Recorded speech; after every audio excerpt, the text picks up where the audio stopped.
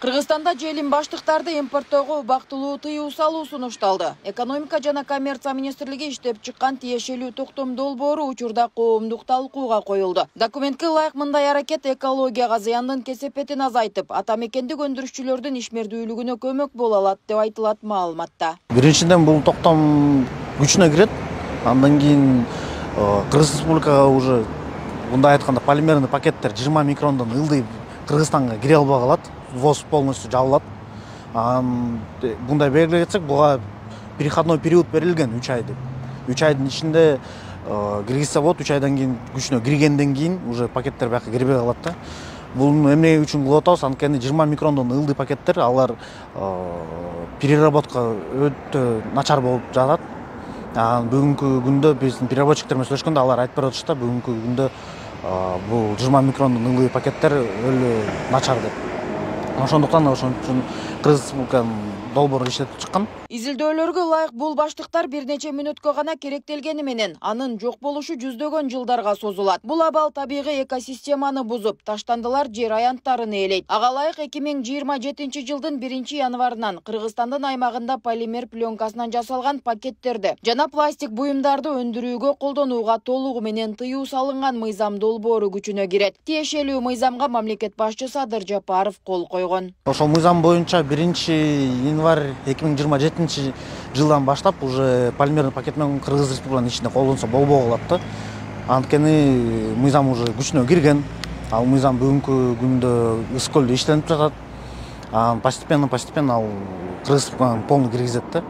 Ошондуктан бул пока что киргизилбей калат биздин токтом долбоору боюнча. Андан кийин уже мыйзам күчүнө кирип 1-январь 2027 жылдан баштап уже полный колдонбой калат да пакеттер менен.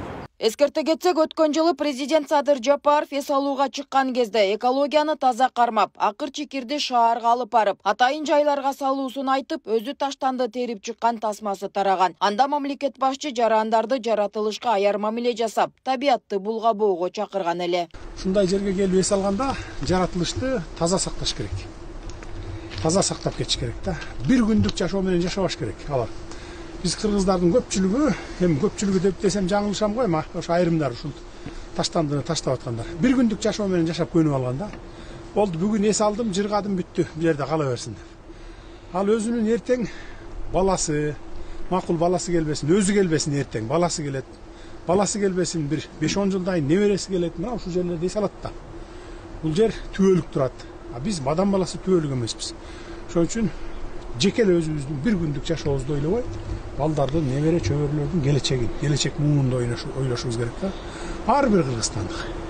Анан кетип баратып, мусор таштап кеткен турат аңгөр дебей, ошол жерден жыйнап, бир баштыкка салып, же салафанга, же бир мүшөккө, эми элдин баары эле жаратылышка машина менен келет да, ичинде сөзсүз баштыгы болот.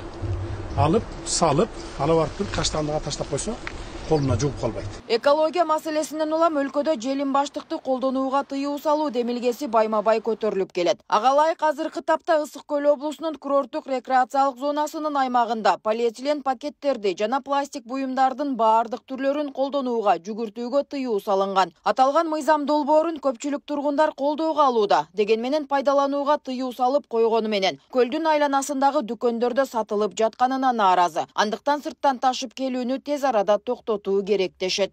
Бумажный пакет кылабыз дегенде көп болбоду, чыкпай атпай гана. Көлгө барсак пакет бербейбиз деп кайра сатып атат. Жайында тиги полиэтилендичи. Болбойт, бергенге деп коет экенде, анан кайра сатсаңыз берем дейт. Анан ошого салып кетип атпайбыз. Илгери биздин убакта жанагы сетка менен көтөрүчү, тур сетка. Бала ушундай болчу. Анан кийин пакет неме чыкты. Ошондой кылса болот, бул пакет чыгарып алса эле эл колдонот да. Айры жок да. Чынбы? Пакеттеги айтканы менен анан кийин токтобой ташып атса Кытайдан ал токтобойт. Себеби базарга барсаң баары эле пакет колдонот. Каяка барсаң пакет колдонот. Уже көрүнүп калды да. Колдонбой коет элек, илгеркидей күлөк болсо жакшы болот эле. Кагаз күлөктөр. Аны өртөп салсаң да болот. Жок кылып салсаң, булар жок болбойт экен да. Ошону жок кылса абдан сонун болмок биринчиден. Азыр талаа түстүн баары эле шамал менен учуп, жаратылышты аябай булганып атат. Мен ошого макул элемин.